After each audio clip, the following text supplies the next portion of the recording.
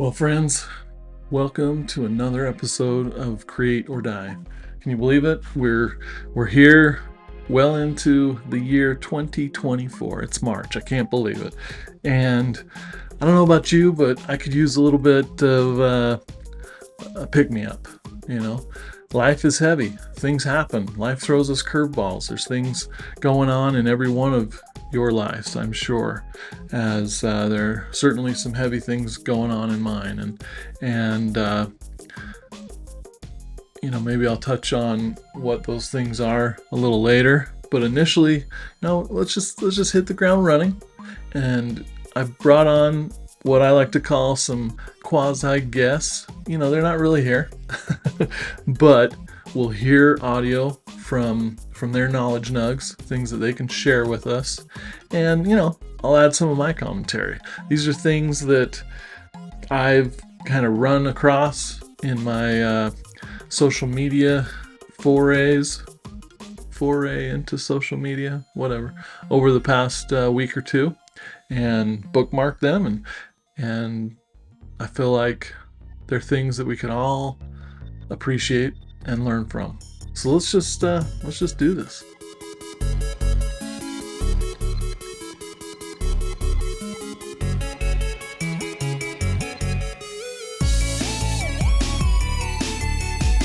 All right. Like I said, we've got a good show for you today. Believe it or not, episode 72 is going to deliver. I guarantee. So, without further ado, let's get into this. Today's first quasi guest is a man that needs no introduction. If you've been into marketing or entrepreneurship or motivation, whatever, over the past few years, you've probably heard of this guy. I've talked about him on my program several times. That's Mr. Alex Hormozi. And he has a bit of a warning for us, things that if we're trying to start a business or some kind of initiative, what we might want to look out for. What do you think the biggest problem people have right now is when it comes to business? People overthink a lot, and they use overthinking as a proxy for action, and it just isn't. They think that they're being productive by thinking more about the business they want to start rather than just starting it. You can boil all of this down to fear of rejection. People are okay with failing. They're just not okay with other people seeing them fail. So what do you think about that? Like, that overthinking is a huge problem, and I've done an episode on that in the past, how to not overthink. And yet it's something that I continue to struggle with, and I think we all do, where we want to do this thing, or we want to start something big like a business. As you all know, I've recently started doing full-time consulting, starting my own agency for creative ventures.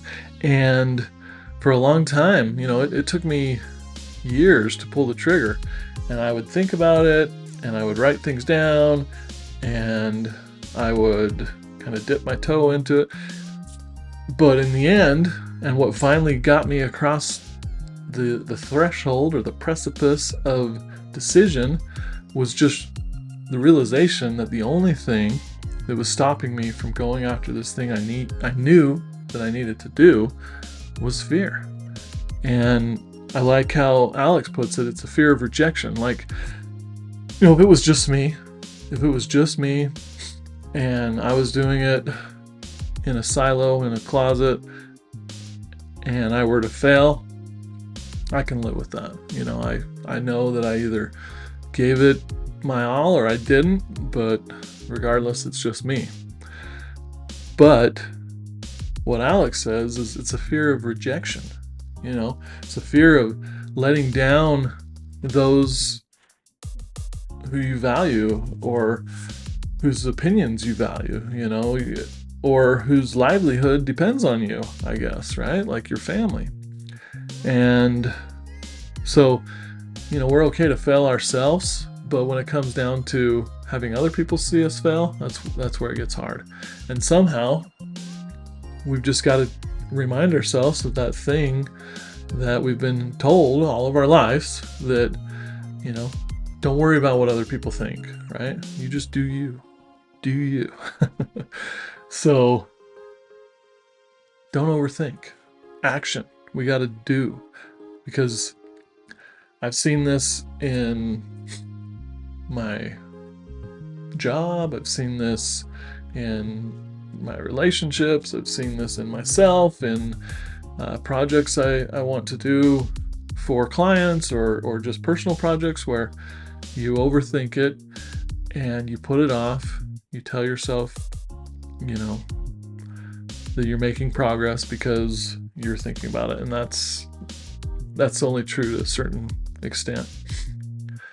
Okay, next guest. This is another guy that a lot of you probably are familiar with, Mr.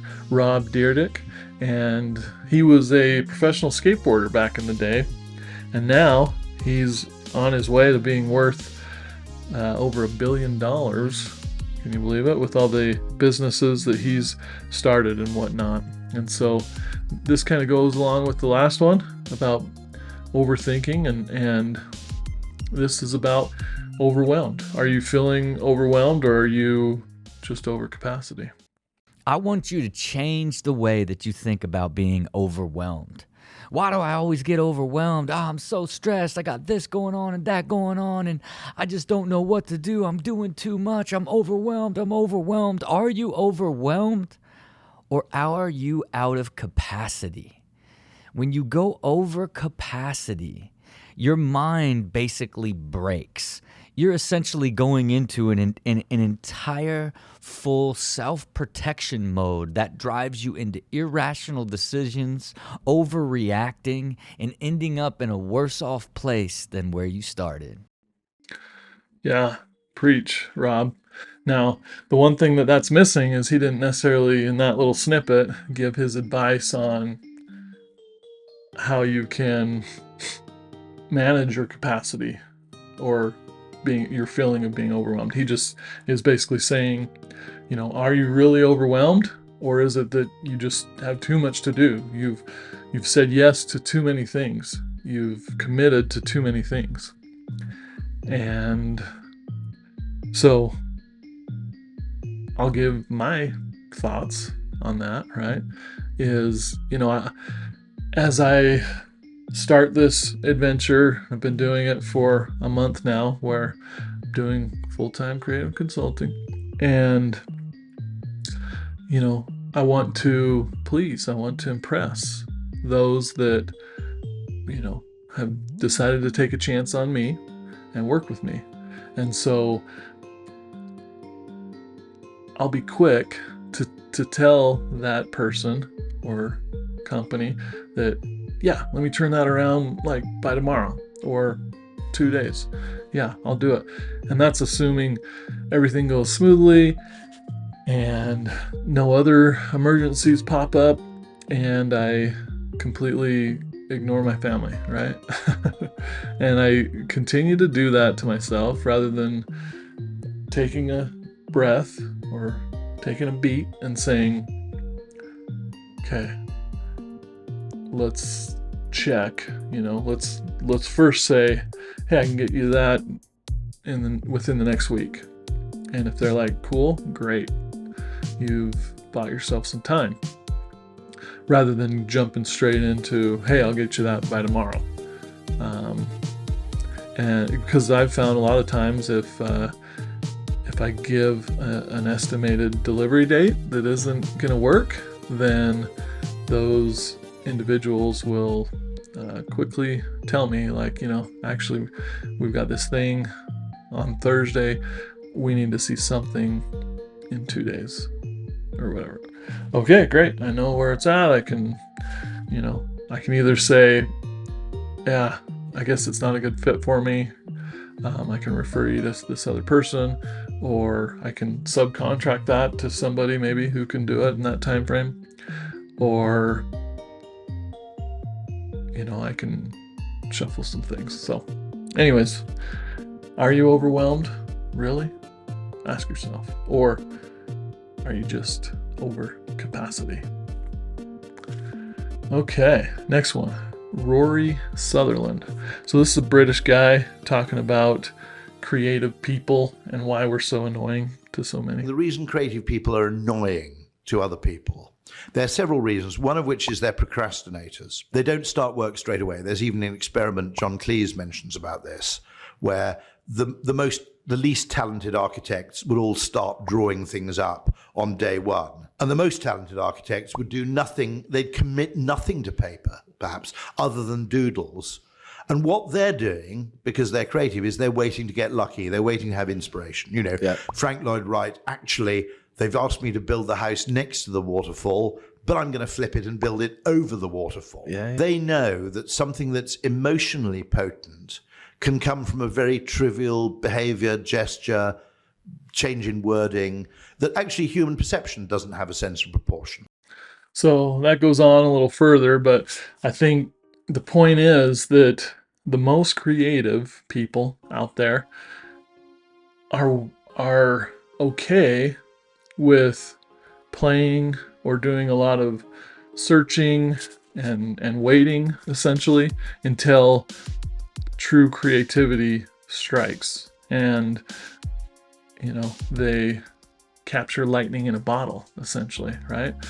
And that's a interesting line to walk, especially in the world of commercial art where it's transactional, or you're especially working in-house at a place. You've got the perception of your bosses like, hey, why is that guy just spinning around in his chair and looking up in the sky, or why is he just doodling on his notebook or his iPad? We've got a deadline, we got to get this website launched like yesterday, right? Or whatever it is. And so you're playing this game of, I've got to be true to my creative side, and the part of me that wants to create great art, but I've also got to be true to those who hired me and have a certain perception of what work looks like. And some are better than others at maybe educating or setting the expectations with their managers and their executive over the department, their CEO, whoever, that, I'm going to produce good work. I'm going to get it on time, but, you're going to see me with my head down on my desk. You're going to see me pacing the halls. I'm going to have to play a game of ping pong. I'm going to have to do these things to get the creative juices flowing, and that actually I'm working these things out in my mind. And some employers are going to go for that and others won't.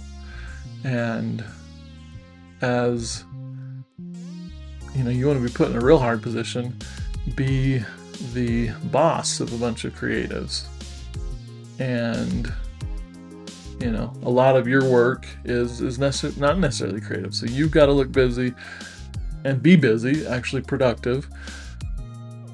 You've got to meet with your people, you've got to do all these things, and also protect them from the shade that is being thrown potentially by others, the higher ups, thinking, do we really need these people? They don't seem to be that busy, right? And this is something I continue to struggle with. I don't know what the right answer is per se, but I do know that some of the best ideas come when you least expect. And so for me, that's why it's important that I never turn it off completely, Sure, I can be with my family, I can do activities and do these things, and I can step away from the computer or the iPad or even a pencil. But in my mind, I'm consuming experiences, the world around me. I'm working out thoughts in my mind about how I might execute on this project. And sometimes I'll do like some production work or something that's not creative while I'm working on that creative thing in my mind, knowing that, this is important. It's got to be an awesome presentation, or got to blow the socks off of that stakeholder or client or whoever.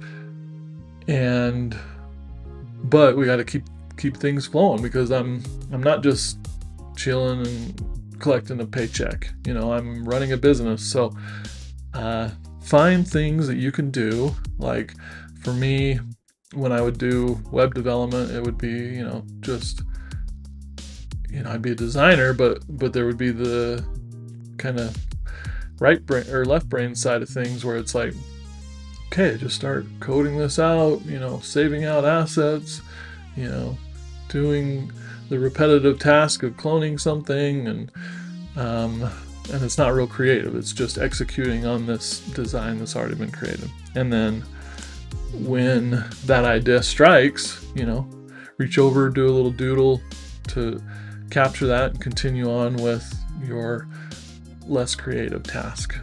And that way you can be busy and doing things that aren't necessarily working towards that project. Like Rory's example of the best architects,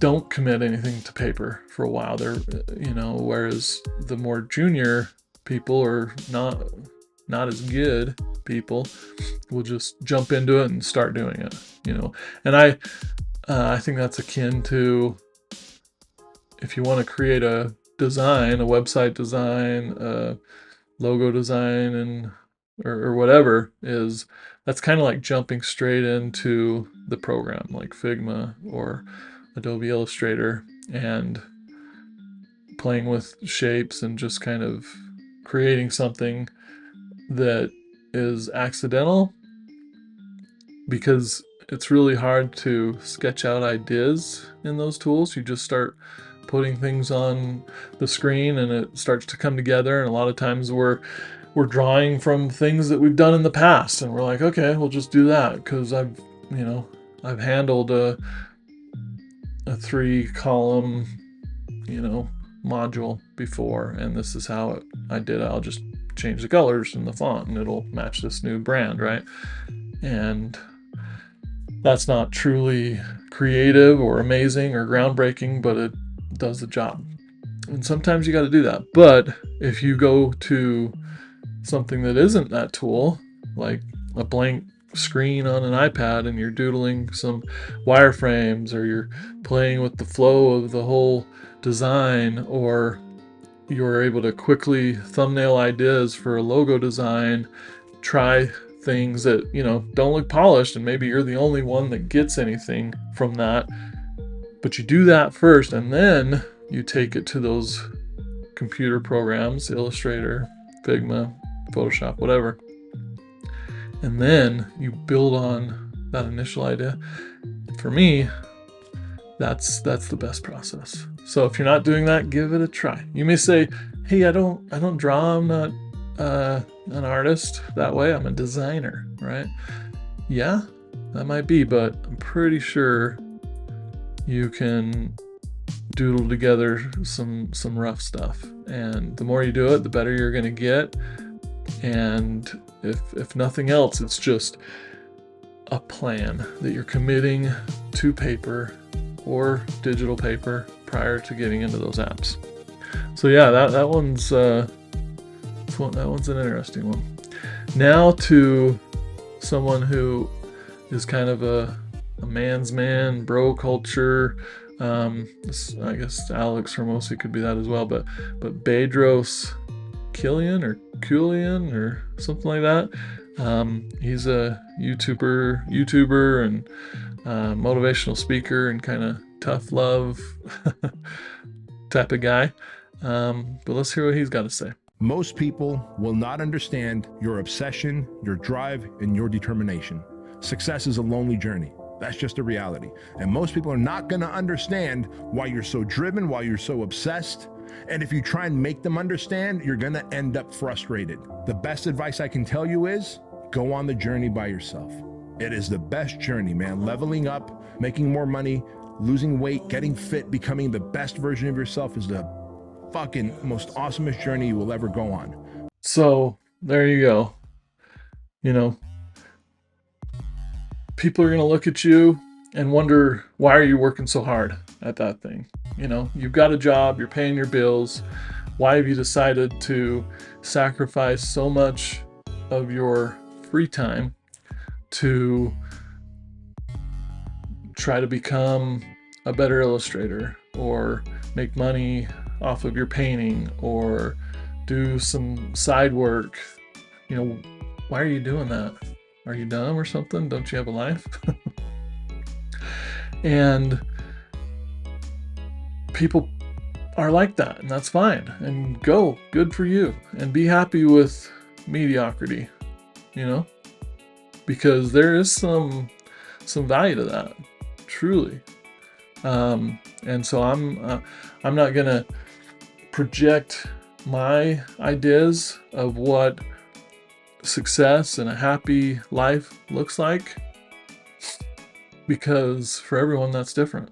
You know, I had a colleague that I worked with several years ago and worked with them for a long time, over a decade, well, around a decade. And he knew. He just wanted to do web development. He was a skilled designer.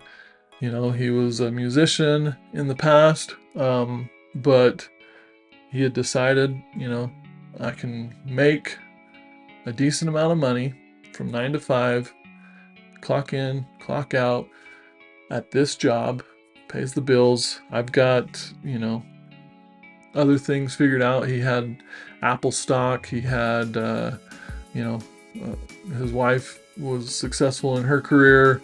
They had a good savings and retirement, and he was just looking forward to that day when he could retire. And the job was the job, and he wanted to do his best work in that time frame, and he did. And he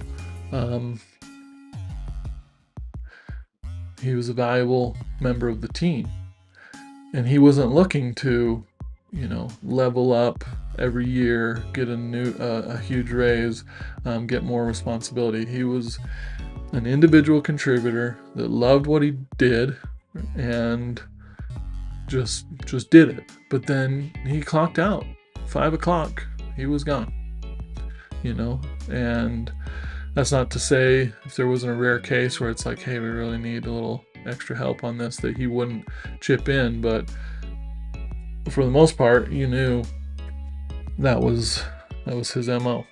And for others, it was like, how can I prove myself? How can I dig deeper? How can I show you that I'm worth more and get paid more? How can I develop more skills, become, you know, more valuable, linchpin myself even further into this company? Or maybe I got bigger plans. I want to go somewhere else, and this is a stepping stone. And so I've got to start nurturing this thing on the side. Just know that it's a lonely road, and others aren't likely to really understand what drives you. Okay, onward and upward. Now this next guest, Jordan Peterson, a little controversial, you know, and apologize if he's not your cup of tea, but I think he makes a good point here. Once you start to succeed at something, the probability that you will continue to succeed ever more rapidly increases. So there's an exponential function with regards to success. But there's also an exponential function with regards to failure. Failure and success aren't like this. They're like this. Fail, fail, die. Succeed, succeed, succeed ridiculously. Like it's this weird curve. So I love that, you know, and I've seen it to be true. You know, you go to do something and you start to succeed and it builds momentum, you know, the word gets out. People are like, yeah, you want something done right, you go to that person. You want to just be able to forget about it and know that it's going to be better than you could ever imagine, go to that dude, right? But the same is true of those who don't have that same brand, that good quality work ethic or ability to deliver, right? It's like, yeah, you know, you got to tell that person exactly what to do. You got to walk them through it. You got to check their work. And, you know, it's really honestly better if you just do it yourself, right? And then that just goes the other way. You know, success isn't a gradual curve. You know, you didn't see the video here of him, of Jordan using his hands, but it's a hockey stick type of thing. You know, you started a little success and boom. But same thing with failure, it's a reverse hockey stick. Now that isn't to say that we can't fail at something and still succeed. I think it's a general notion of the whole thing. Are you a failure or constantly failing and not learning from those failures, those individual failures? You know, have you succumbed to what failure is, or have you grabbed on to what success is and what it means to really deliver on those promises? Ask yourself, you know. And you know, he doesn't say it here, but somewhere else, where if you have found yourself in a hopeless situation, it's not over. You don't have to continue on that path, but you have to identify the smallest step that you know you can take and you can do it right. And it feeds into this. It's like, and you take that step, and then because you've taken that step towards improvement and success, that makes the next step that much easier. And you know, it's like eating an elephant. How do you do it? One bite at a time, right? So, you know, none of us are constantly successful. None of us are constantly improving without fail. You know, none of us are free from heartbreak or disappointment or challenges. We all have our crosses to bear, right? And life seems unfair, and it is unfair. That being said, you know, I would argue that each of us can control what it is that we do in response to whatever's being thrown at us. You know, how do we react? And are we just reacting, or are we being proactive? Right? Now, again, I know I come off as someone who thinks he's got it all figured out. No, please no. Please no. And if you do know me well, or even kinda, you know that I don't have it all figured out. And that I'm in the throes of this craziness with you. And I'm just trying to find, and maybe it's confirmation bias, the things I want to be true, I share them with you. But, you know, like my boy, Dr. Dyer, who's long since passed, he would talk about the power of intention. Whatever you call it power of intention, you call it, you know, faith, whatever you call it, there's a lot of truth to that. You know, if you want to do something, your mind has to visualize that thing first. Like if I want to take a step forward, like literally, my mind has to send that command to my leg, right? It's the same thing with anything else. You want to make $100,000 a month, you have to envision what that would look like. You know, that much money, how, you know, cut it up into how much would I have to sell per product, or my hourly rate, or how many projects do I fit into this month, or are there other ways to scale to get me there by subcontracting, or having, you know, recurring revenue, passive income streams coming through, whatever it is. That stuff just doesn't happen by accident. It's got to be thought of first. So go be successful. You can do it. Okay, so the final one here is from the guy we started with, Mr. Alex Hormozi. And I find this to be super true. So now that you've realized, you've awoken whatever, this beast within that, hey, you want to go and do this thing, but you're like, yeah, that's going to be hard. It's going to take a lot of time. Do I really want to do that? Well, Mr. Hormozi has a different way to think about it. See what you think. I get happier about the harder it is because I know that no one else will follow. It's a selection effect. And I think if you can shift from this is hard to no one else will be able to do this, then it flips from being this thing that you're like, oh, poor me, to oh, poor everyone else who's going to have to fucking try. So I apologize for the French there.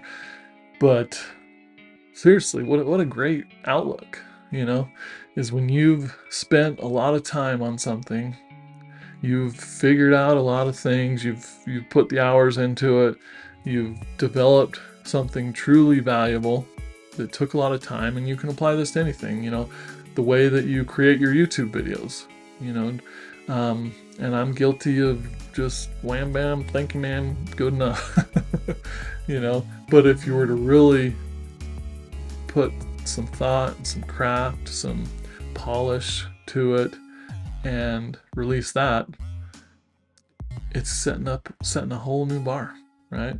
And you could think of it as like, oh man, that's hard, I can't believe I did that, is it ever going to pay off? You can think that way, or you can think, I've done it, it's out there, now I feel bad for everyone else that's trying to follow in my footsteps because it's hard and not many people are going to do it.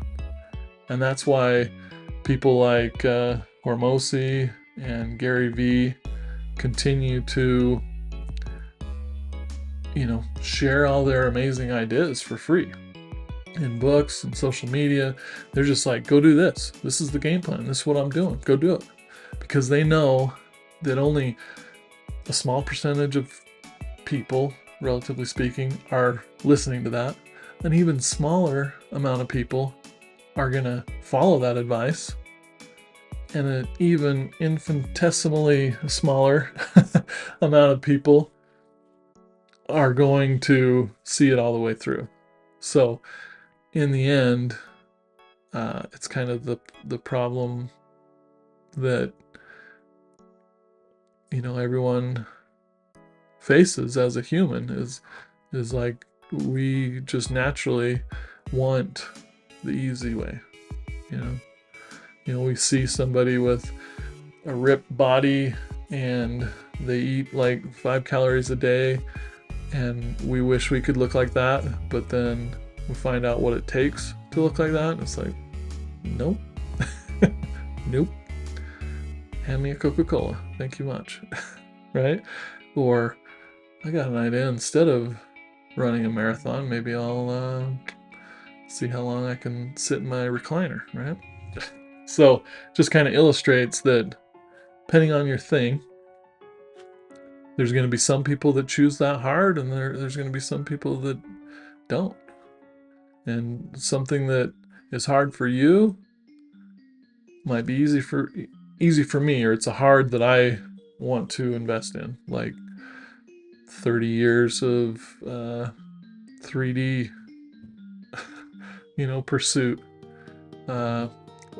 and that brings us to the whole AI thing, and you can see why people who have dedicated that kind of time to create an outcome, visual outcome, are so bent out of shape by AI coming around and saying it can do it in a few seconds, right?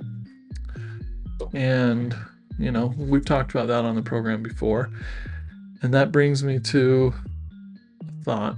We keep hearing about text to video AI, make your designs or illustrations in seconds AI, write my copy for me, ChatGPT, or give me the answers to this or that. And that's all I'm hearing about with AI. But I know that where AI will truly be valuable will be in its diagnosis for cancer, or other ailments. Help us find those miracle cures, you know? So I would challenge all you AI developers out there, leave the fun stuff alone. You know, yeah, we appreciate the AI that helps us, you know, rotoscope something quickly, you know, because that's painful. Okay, great, thanks. But quit taking the joy out of what we love and go to work on something that matters, like freaking cure for cancer, right? And that brings me to kind of what I alluded to on the outset, is cancer is taking a toll on the lives of my loved ones, as my mother is currently battling terminal cancer and essentially bedridden at this point. And sorry to get heavy, but it sucks. And while I know that she's going to a better place and that there is a next life, and that this is just one step along our journey, selfishly I would love to have her around for 20, 30 more years. And that looks unlikely. And then we lost Brandon DeWitt a few years ago to cancer. And I just found out my animation professor from back in school has been hit with a pretty heavy dose of cancer after beating it several years back. So AI, please, people that are developing AI, leave the creative stuff alone. You did good. We got to a certain point. Now go cure cancer for the love. So we humans can continue to be creative. And regardless, I know you're not all going to listen to this and take my direction, because who am I? Just one dude. But yeah, that would be my thought. So keep on creating. Create or die.